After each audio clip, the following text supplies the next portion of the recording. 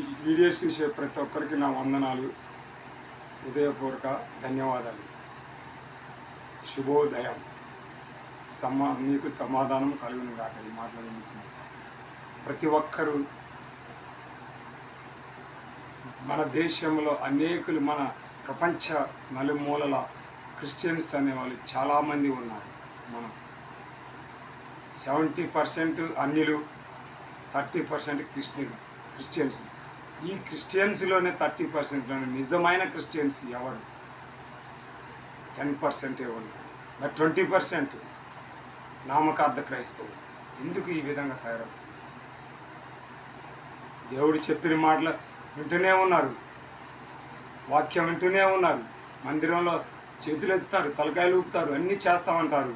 చివరిగా బయటికి రాగానే మళ్ళీ లోకాశలు, లోకోత్సవాసం, గుమ్మం దాటగానే సాతాని క్రియలు. ఎందుకు ఇలా జరుగుతుంది? మన ఆత్మ దేవునికి అప్పగించట్లేదు. మన లోపల చెత్తా చెదారం పెట్టుకున్నాం, పైకే చేతులు ఎత్తుతున్నాం. మన ఆత్మ ఎవరిచ్చింది? ఇది దేవుడు ఇచ్చినది. ఈ ఆత్మ దేవునికి అర్పించాలి. ఈ ఆత్మను దేవుడి కొరకే ఉపయోగించాలి. సాతానికి అప్పగించకూడదు. సాతాని క్రియలు మళ్ళీ ఉండటానికి వీలేదు. క్రైస్తవులు అని మనం పేరు పెట్టుకొని దేవుని అవమానపరుస్తున్నాం. క్రీస్తుని అవమానపరుస్తున్నాం. అది మనలో ఉండటానికి వీల్లేదు. నిజమైన క్రైస్తవుల్లో ఉండవలసిన లక్షణాలు: మొదటిగా పరిశుద్ధంగా జీవించాలి. దేవునికి హృదయాన్ని అర్పించి పరిశుద్ధంగా జీవించాలి. ప్రార్థనాపరంగా జీవించాలి. పరిచర్యలో పాలు పంచుకోవాలి.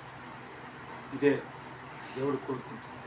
ప్రతి ఒక్కరూ హృదయపూర్వకంగా, మనపూర్వకంగా ప్రార్థనలు చేసి, తండ్రి, నేను లోకం అనుసారంగా జీవించాను, ఈ పాపిని క్షమించమని ఆయన తప్పి తిప్పి హృదయాన్ని ఆయనకు అప్పగించేది ఎప్పటికైనా మునిగిపోయింది. ఆయన ఎంత ఘోర పాపినైనా క్షమించగలిగిన మన దేవుడు మంచి మనసు గలవాడు, జాలి గల దేవుడు, కరుణ గల దేవుడు. జాలి అంటే దయ, కరుణ. అంత గొప్ప దేవుడు మనకుండగా మనం ఏం చేస్తున్నాం? నిర్లక్ష్యం చేస్తున్నాం. ఆయన వాక్యాన్ని నిర్లక్ష్యం చేస్తున్నాం. అనేక మార్లు, పలుమార్లు వింటూనే ఉన్నాం వాక్యం. కానీ దాన్ని హృదయంలో పెట్టుకోలేకపోతున్నాం. చెత్తా చెదారం, లోకాలోచనలు మొత్తం పెట్టుకొని మళ్ళా ముసలమ్మ ముచ్చట్లు, సొల్లు కబుర్లు చెప్పుకుంటూ ఆ వీడియోలు, ఈ వీడియోలు క్లిక్ చేయడం, ఫోటోలు, పోజులు, స్టేటస్లు పెట్టడం. కానీ దేవుని పని మర్చిపోతున్నాం. దేవునికి మనం చేయాల్సింది ఏంది? నిజానికి క్రైస్తవులు ఆత్మీయంగా జీవించాలి. దేవుని వాక్యం మన హృదయంలో ఉండాలి, మన సెల్లో ఉండాలి, ఇతరులకు పంపించాలి, షేర్ చేయాలి. అదే నిజమైన క్రైస్తవులో ఉండవలసిన లక్ష్యం. కానీ మేము క్రైస్తవులం అయ్యో, ఆ 30%లో కనీసం 10% అయిన నిజమైన క్రైస్తవులు కరువైపోతున్నారు. అబద్ధ బోధకులు తయారయ్యారు. అందరూ అబద్ధ ప్రవక్తలు వచ్చి మేము బోధకులు అనేకులని మాయ మాటలు చెప్పి మోసం చేస్తున్నాం. అంత్యక్రీస్తు వస్తున్న అంత్యదినాలు వచ్చేసినాయి. అంత్యక్రీస్తు మోసపరితమైన బోధలు. ఈరోజు బోధని ఎందరో వ్యాపారంగా మారుస్తున్నారు. ఆత్మలు సంపాదించేవారు కాదు, డబ్బు కోసం, పొట్టకూడి కోసం. అనేకులు, నేను విమర్శించడానికి కాదు ఇవన్నీ మాట్లాడేది. ఏం చేస్తున్నారో తెలుసుకోవడం కోసం, వారి హృదయాలు సరిచేసుకొని దేవుని వైపు తట్టు తిప్పడం కోసం నేను మనోవేదనతో మాట్లాడుతున్నాను. ఏకాంతం ప్రార్థనలు గడుపుతూ దేవునికి ప్రార్థిస్తూ అనేక సంఘాలు తిరుగుతూ, నేను అన్ని సంఘాలు, హెబ్రోను సంఘం, పెంతెకోస్తు సంఘం, సియోను పెంతెకోస్తు, క్రీస్తు సంఘాలు, అనేక సంఘాల్లో నేను చర్చిలకు వెళ్ళాను, గమనించాను. ఏ సంఘం ఎక్కడ అంతటా జరిగేది ఏంటి? ఇటు వింటున్నారు, ఇటు వదిలేస్తున్నారు. వాక్యం చెప్తూనే ఉన్నారు, కానీ వాక్యానుసారంగా ఖచ్చితమైన వాక్యం బోధించలేకపోతున్నారు కొందరు. నా గొర్రెలు నా స్వరం వినును. అయ్యా, ఎవరి స్వరం వినాలి? కాపరి స్వరం వినాలి. గొర్రె కాపరి ఎలా ఉండాలి? మంచి కాపరి, ప్రధాన కాపరి. మంచి పోషణ ఇవ్వకపోతే ఆ గొర్రెలు మేలేవు. కాపరే దారి తప్పుతుంటే ఇక మిగతా వాళ్ళు ఇలా ఆత్మీయ ఆహారాన్ని ఎలా పొందుకుంటారు? వాక్యం ఆత్మీయ ఆహారం.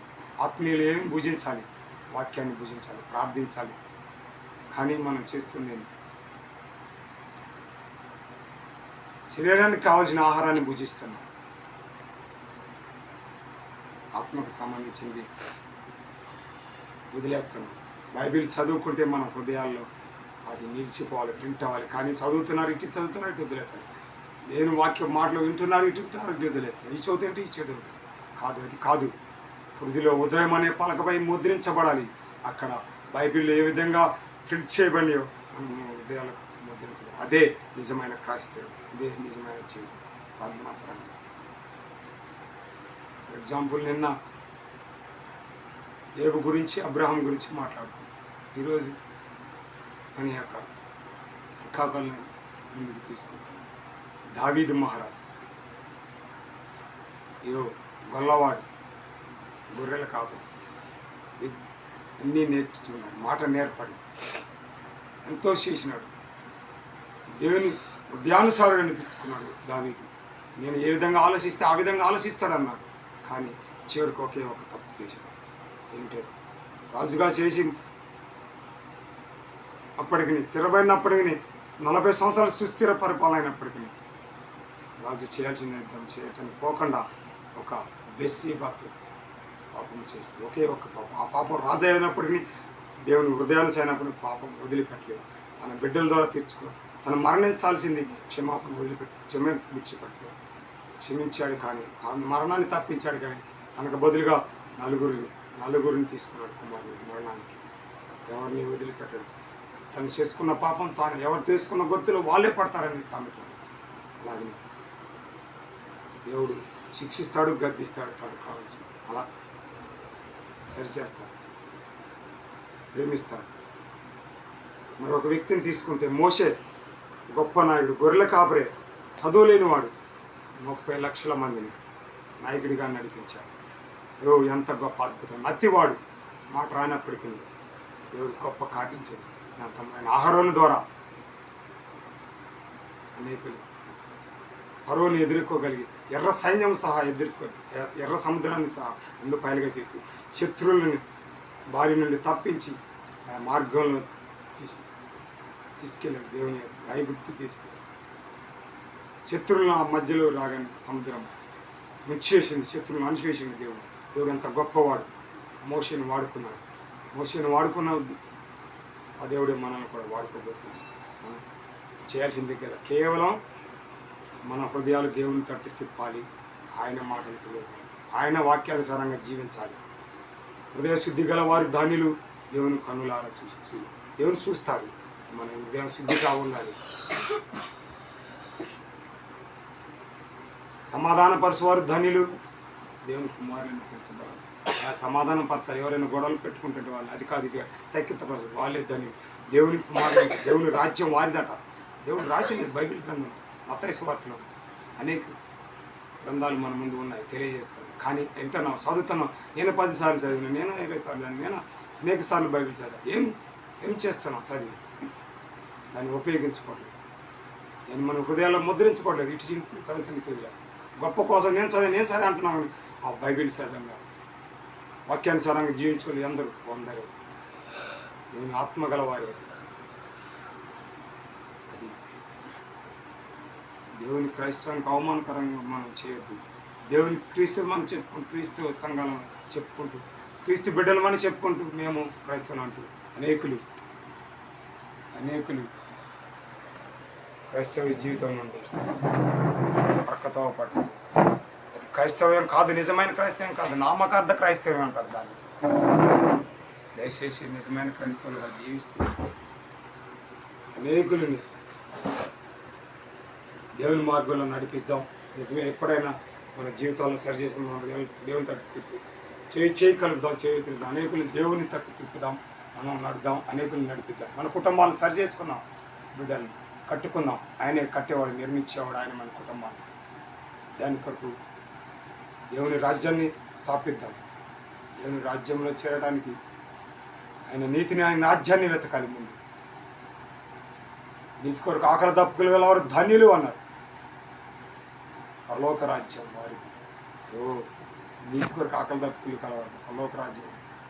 సమాధాన పరిచేవారు ధన్యులు, దేవుని కుమారులను పెంచుతారు. హృదయ శుద్ధి గలవారు ధన్యులు, దేవుని చూసేదారు. ఇలా చెప్పుకుంటూ పోతే చాలా దేవుడి ఆజ్ఞలు తప్ప అనేకులు ప్రవర్తలుగా మారారు. ఎందరో గొప్ప గొప్పవారు అయ్యారు. బైబిల్లోనే వారు ఎందుకు లిఖించబడినారు?